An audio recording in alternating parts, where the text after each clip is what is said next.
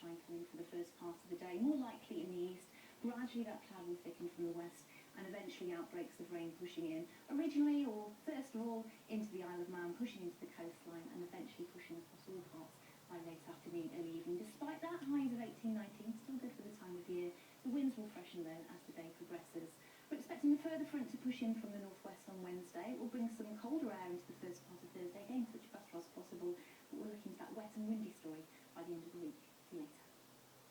Yeah, thanks for your call today. Helping life flow smoothly, whatever the weather. Thanks, Kerry, and that's just about it from us for this evening. Tomorrow night, we are at the Etihad Stadium as Manchester City take on Roma in the Champions League. Going back with the late news at 10:30, but for now, many thanks for watching. Bye-bye. Bye-bye.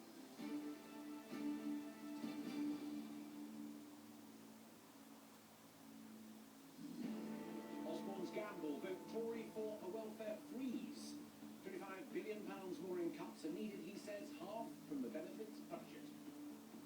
This is the choice Britain needs to take to protect our economic stability and to secure a better future.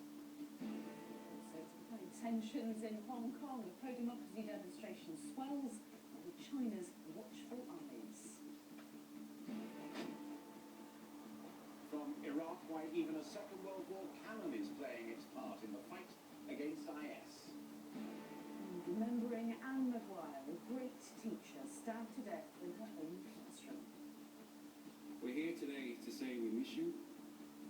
We're here to say we love you. But we really, really would like to say thank you.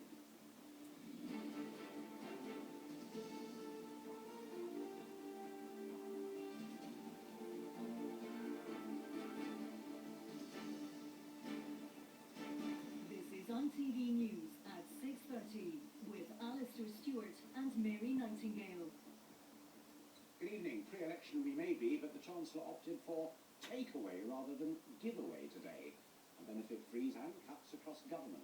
25 billion more, half of it from the welfare budget. The hard years of austerity, he warned, are not over. Job seekers' allowance, tax credits, housing and child benefit are frozen for 2 years.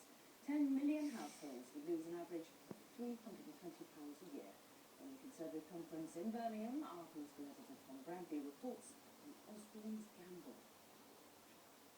If nothing else, the electoral battleground looks a lot clearer tonight. The Chancellor was blunt this morning. His attempt to balance the books was going to involve a lot more pain in the years ahead. And to no one's great surprise, though, he began by drawing attention to the fact that Ed Miliband had forgotten to mention the deficit in his speech last week. Ed Miliband made a pitch for office that was so forgettable he forgot it himself.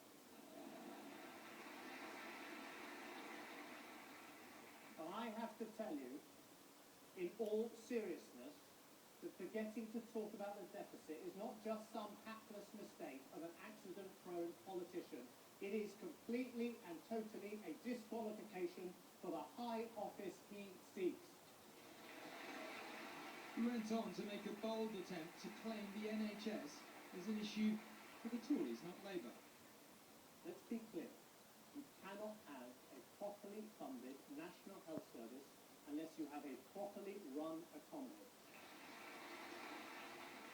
So don't let anyone in this party concede the NHS to Labour. They would ruin our NHS. The real party of the NHS is in this hall today. He said he wanted to level with people.